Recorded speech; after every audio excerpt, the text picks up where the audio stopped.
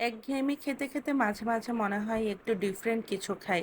তাই আজকে রাতের জন্য আমরা ডিনার একটু ডিফারেন্ট কিছু করে ফেললাম। তাতে নিয়েছি আমি হচ্ছে কক যে মুরগিটা, সেই মুরগির কয়েকটা পিস নিয়েছি, তারপর দিয়ে দিচ্ছি টক দই। তারপরে এখানে যে মাংসের যত মশলা আছে, আদা বাটা, রসুন বাটা, জিরা গুঁড়া, আমি জিরা গুঁড়াটাই খাই। অনেকে জিরা বাটা ব্যবহার করে, ওইটা আরও ভালো। তারপর নিয়ে নিচ্ছি গরম মশলার গুঁড়া, তারপর শুকনো মরিচ গুঁড়া, আর হচ্ছে একটু টমেটো সস, এগুলো আর লেবুর রসটাও দিয়েছিলাম।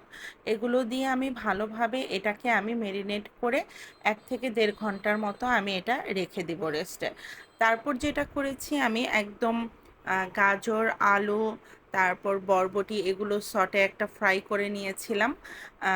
চিকেন ফ্রাইটাও বসিয়েছিলাম। তারপর আপনার প্যানের মধ্যে, ফ্রাই প্যানের মধ্যে একটু বাটার মিশিয়ে তারপর এর মধ্যে আমি দিয়ে দিলাম হচ্ছে গিয়ে রসুন কুচি। এটাকে ভালো মতো একটু ভাজা ভাজা করে যে সিদ্ধ করে রেখেছিলাম সবজিগুলো, সেগুলো দিলাম। এবং ভিতরে কিন্তু মাশরুমও আছে। এই মাশরুমটা দিয়ে এটাকে আমি একটু গোলমরিচ আর একটু লবণ দিয়ে সটে ফ্রাই করে নিব। এই ফ্রাইটা কিন্তু খুবই ভালো লাগে খেতে। এটা জাস্ট এটার সাথে কিছু চিকেন মিশিয়ে যদি আপনি খান, তাহলে কিন্তু আপনার একদম পেটটা ভরে যাবে। আর পুষ্টির কমতি থাকবে না, আর আপনার খুব ভালো একটা ডিনারও হয়ে যাবে।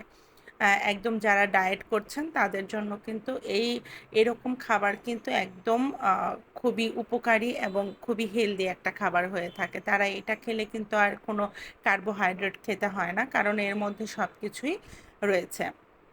তো আমি এটাও করে নিয়েছি, তারপর চিকেনটা ফ্রাই করে নিয়েছি। আর আপনাদের সাথে আমি নান রুটি বানানোর ভিডিওটা শেয়ার করেছিলাম রিলস হিসেবে, বাট আমি এটা বড় ভিডিও শেয়ার করব।